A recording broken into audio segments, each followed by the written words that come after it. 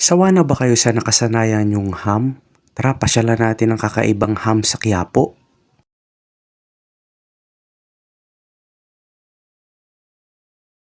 At ito ang ekselente Chinese cook ham.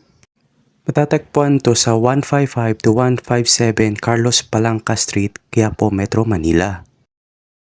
Paboritong ham ni Inay yan pag magpapasko at magbabagong taon kaya nagpasama siya sa akin para bumili ng ham na yan. Meron silang mga slice cook ham at yan ang mga presyo nila.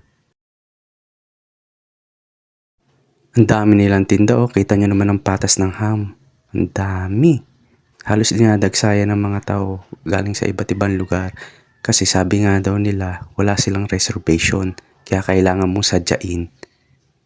At isa pa, meron siya kakaibang lasa kumpara sa mga commercialized ham na nakasanayan natin. Kaya naman, pinipilahan talaga ang ham na yan. Meron din sila nung debone or yung bilog na ham. At meron din nung may buto kaso naubusan na. Halos pagpatak ng bare months ay busy na sila sa paggawa ng mga ham dahil alam nilang dadagsa at maraming taong bibili. Kung mga processed food naman, meron din silang tinda gaya ng mga sausage na yan. Meron din ng mga authentic kikiam. At kung rice meal naman ang hanap mo, meron din sila. Ang daming pagpipilian. At kung nauumay kayo sa karne, ayan, magpapakain ng kastanyas.